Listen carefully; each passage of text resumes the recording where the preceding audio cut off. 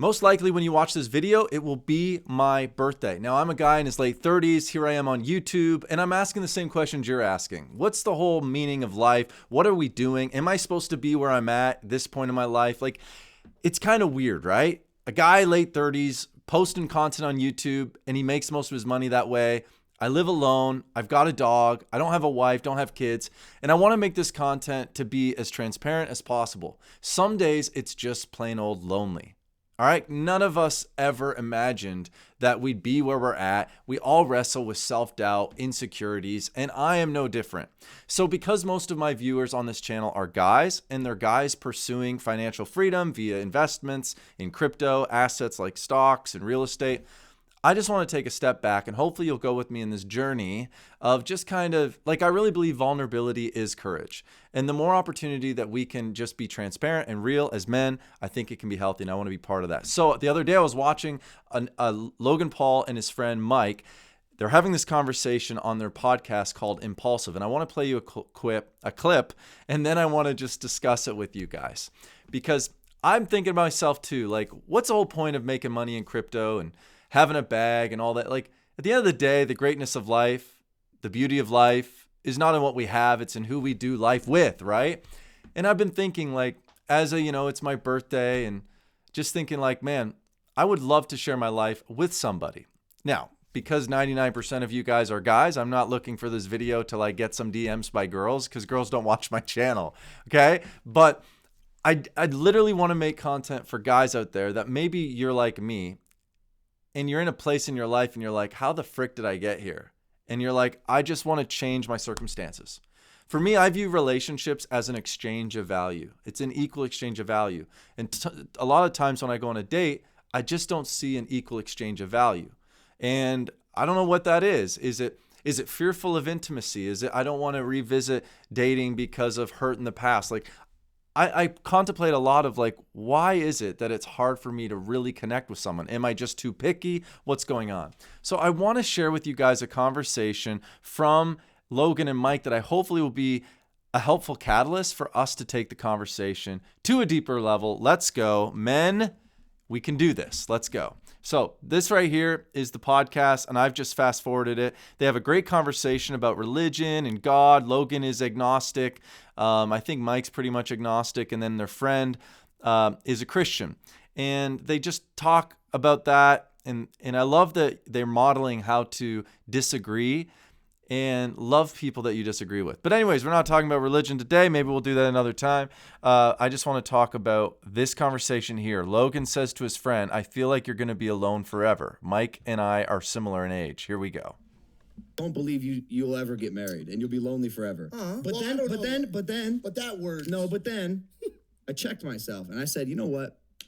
Mike came from the fucking gutter, like the actual gutter. Like, if we rewound time and flashback to 10 years ago, the version of Mike that you would see, let's say Mike used to be a major drug addict. Different from the version of Mike that exists now. Like, the people that saw him from his hometown, the cops that arrested him, could not believe that this is the product of the person that they were throwing in fucking jail doing crack, right? So any transformation is really possible. And what I think is we'll speed it up. Well, most likely not, because you're an incredibly evolutionary person, and you have the ability to make leaps and bounds when it comes to personal. Wait for how Mike responds. I think you will find love eventually, but the version of you that's going to find love is going to be drastically different than this version sitting here right now. The issue with me. Okay. Well, how would you respond to that? I think Mike shows great emotional intelligence in his response to Logan, because anytime someone criticizes your life, you immediately want to be defensive.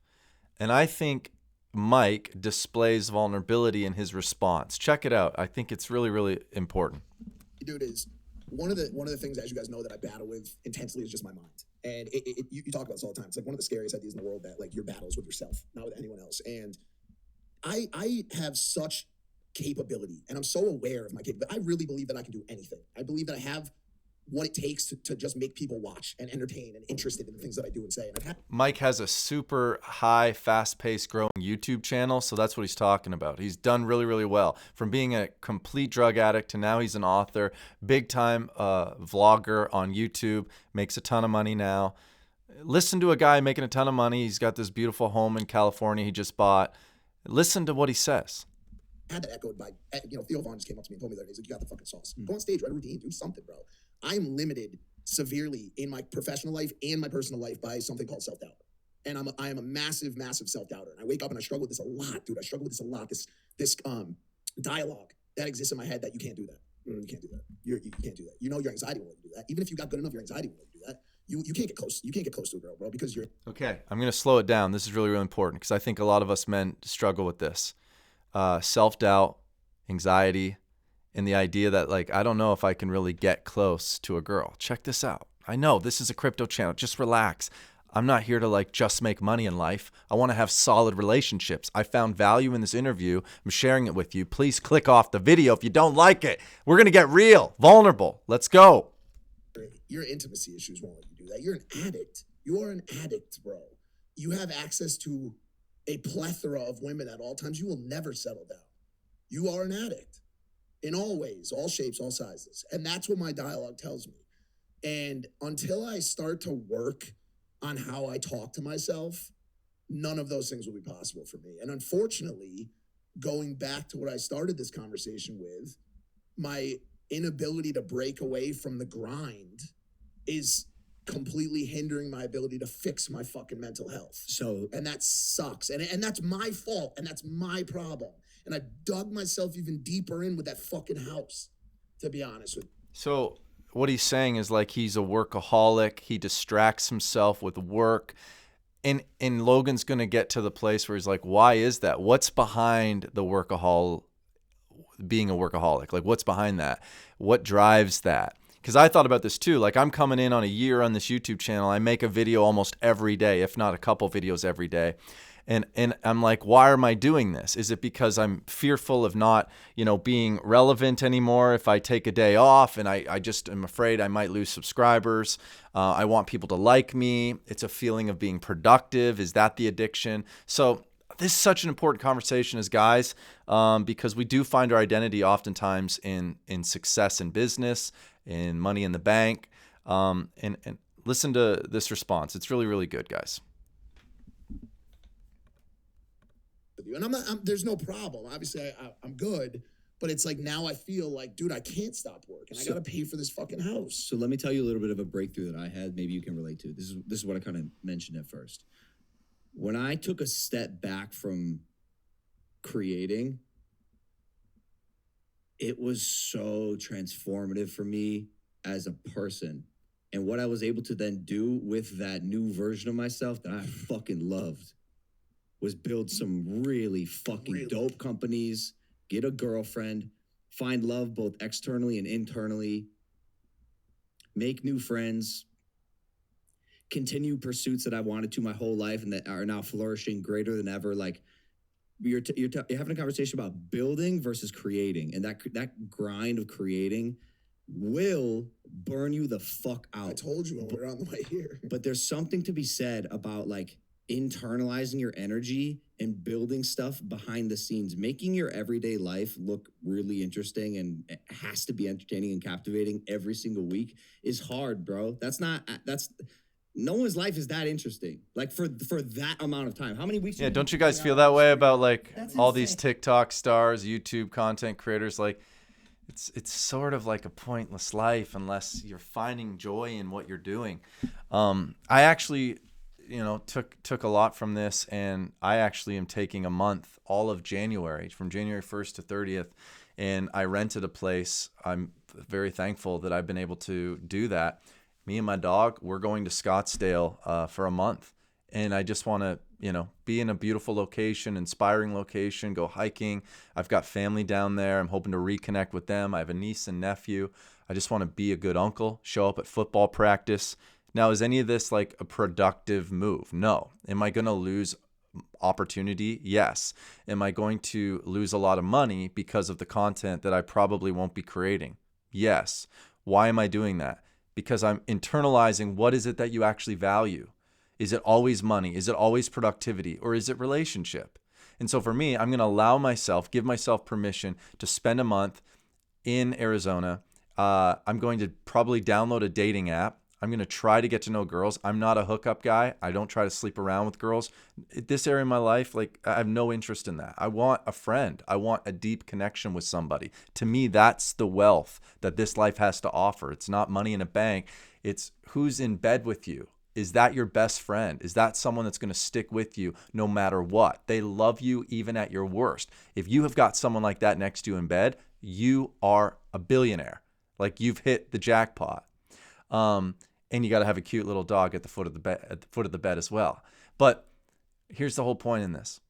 I don't know where you're at in your life, but maybe that's something you need to consider. If you're just a workaholic, if you're just trying to like build the brand and create the content or whatever you're doing, like, take a break for yourself. You owe it to yourself, and ask yourself, what is it that you truly value, and be honest.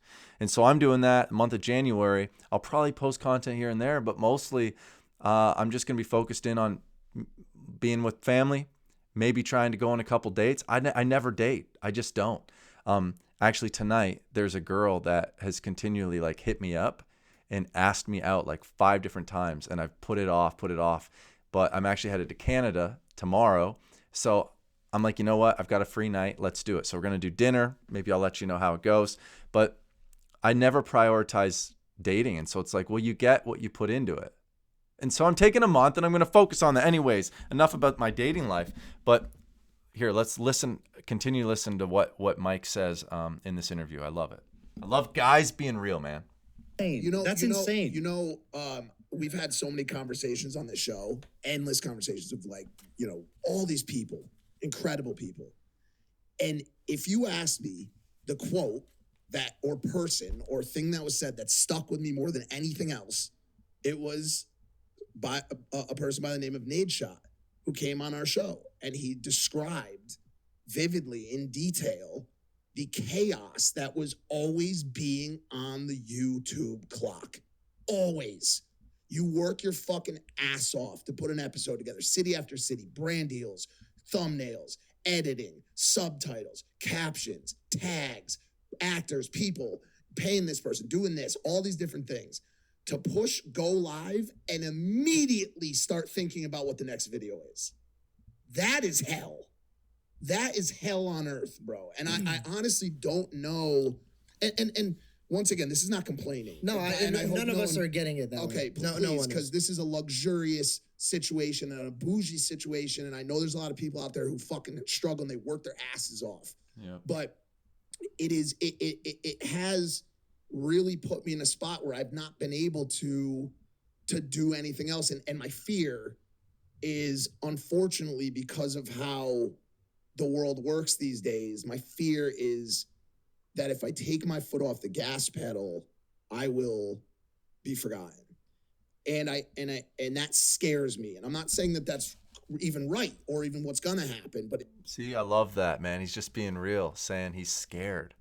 Grown man admitting what he's scared about. He's internalized it. He's done the work to go, I am functioning from a place of fear. I love that. Like, that's emotional intelligence, guys. It's awesome. He's I always talk about being cognitively developed. This is what it looks like right here.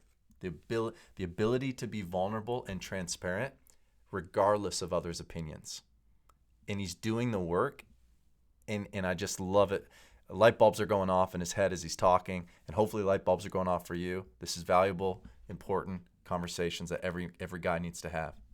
But it scares me. It's a fear that I have. So I had the same fear. But then I had this thing. Find yourself friends that say, me too.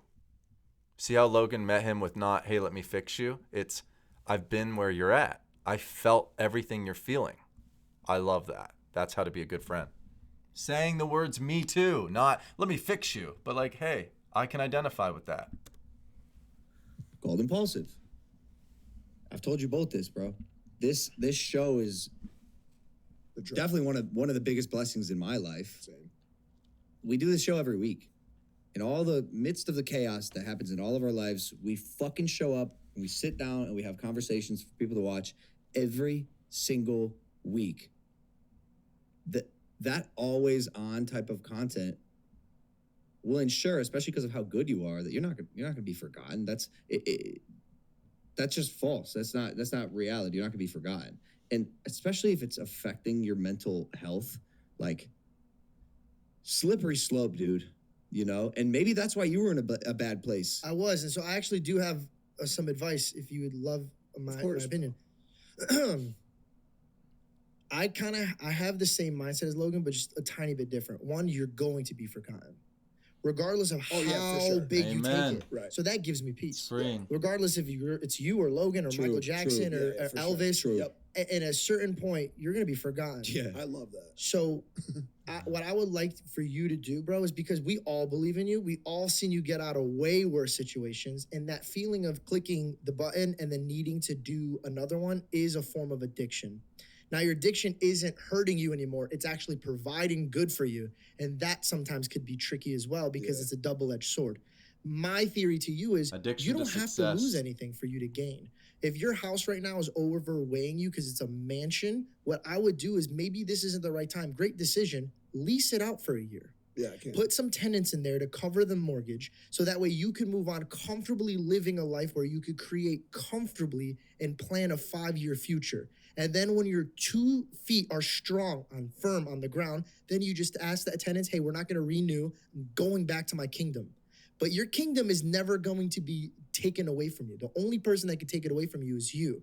And the traction that you're going to burn yourself out or get in a crash. And so what I would say, like a car crash, like actually burn. I want you to be super successful. And dude, having a female, not girls at the club that you want attention from. I'm talking about a good woman. A good woman is a backbone to a man, bro. It can provide so much. My life significantly changed, and I would have. See, when I hear him say that, I'm like, yeah, I would love that. And that's not a position of weakness. I think it's the way us as men are designed. Like, we work at our optimal, like a man at his best, honestly, is probably when he has a girl, when he's providing, when he's functioning in a way that is as protector and as a provider. I really believe, because think about it, you can't become love unless there's another person. You can't grow in kindness, grow in selflessness unless there's someone else. And I know as a single guy who's been living the bachelor life and doesn't have a family, I do only the things that are of interest to me. The shows that I watch, the time I go to bed, when I get up, what I eat, what we do for entertainment. It's all about me, okay? And so as a man, you progress when you learn how to die to self, when you live to serve someone else. Like, all of it, it's the way we're designed. And so he's admitting, like, in his life, it's been a huge win for him. I think we all look forward to that. Have never made these 2 years that were hard for me if I didn't have Belle. And I would sit down with you, bro, and we could meet great women in great areas. Well, you guys know, by the way, that like you don't want a relationship. No, it's not that. I don't want to like make my lifestyle seem. I'll bash my lifestyle myself. Like, I'm not out here being like, oh, I like the things I'm doing. I hope you guys know that. Like, I'm envious of what you guys have. I just, because of my scenario, this is just what I've allowed myself by the way that I approach things and the way that I speak to myself internally. And we should be your safety net. No, you are. So that's what I'm saying. Like, take those leaps so we could do it together as a group, bro. Like, listen, this is what I told my mom the other day. I get really sad about this generation because there's no gathering. There's no committee. There's no, like, what is it? What's the word? I had it in my head when I was talking to her, but it's community. A community, bro. Right. A real community, bro, with people in your face, not behind keyboards. And you have one right here, bro. We're blessed to see there's 15 people here. So I knew you were dealing with this, but we never really talked about it at this level. And if these are, dude, it just takes one habit away. That's one thing. You don't have to change your whole life. Right. Take one. I kind of want to end on that. Just the importance that he's bringing up about having for yourself a community. That's something I look at on my birthday today, and I'm like thinking, I need to focus more on that, building a healthy community. You guys know I just spent some time in Dallas, and I got to be around my friend Crypto Mike, and I watched how he was spending time with his friends, and they spent a lot of time at Top Golf. They talk about guy things. I think that's so healthy.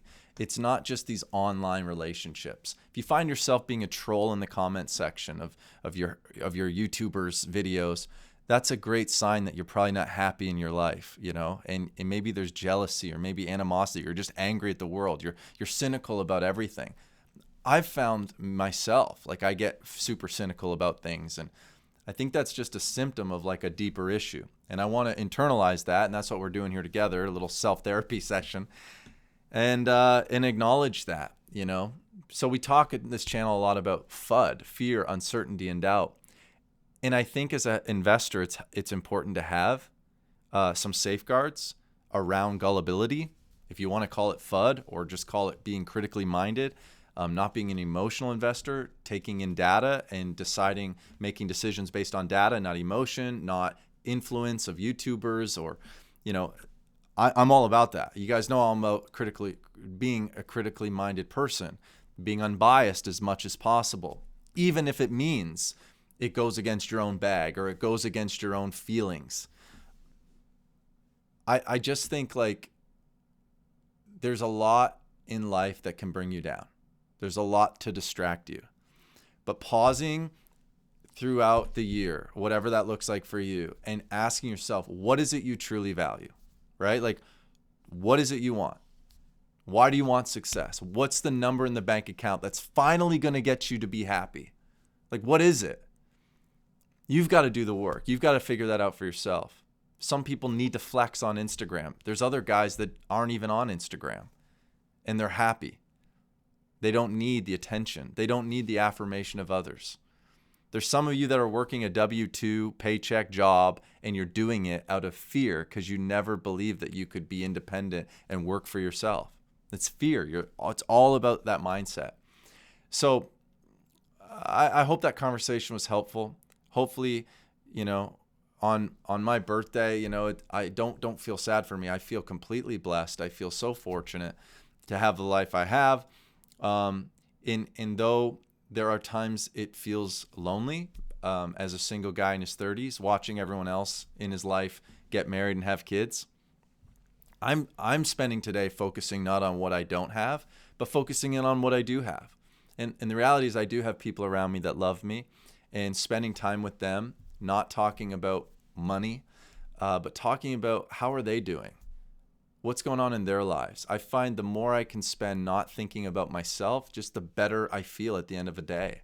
You eventually have to grow up and stop always consuming content or having conversations that are self-serving. When was the last time you just took a conversation and focused on that person? Look them in the eyes. How are you really doing? I want to know. I want to know everything. I mean, that's just the beauty of life, is when you can meet people at that level. And I think these guys, whether you like them or not, Logan, Mike, I forget this other guy, George is the other host here. I think they're modeling a wonderful friendship, healthy conversation, and there's wonderful insights. So hopefully you guys have enjoyed that. I'm actually probably right now spending time with family, probably having cake, and it's awesome. But thank you guys for watching this channel. If you like more content like this, let me know. Leave me a comment. I know it is a pivot from doing crypto stuff, but it's sometimes important to me to connect man to man and not just connect man to that version of you, the small version of you that just wants to be rich. Like, there's so much more to you than just making money in crypto. There's so much more to me than that. It's all about, like, where do our values lie? Hopefully relationships far exceed just making money in crypto. All right. I love you guys. Let me know your thoughts. I want to learn from you. I'll leave you comments back. Please like, subscribe, and we will see you guys in the next one.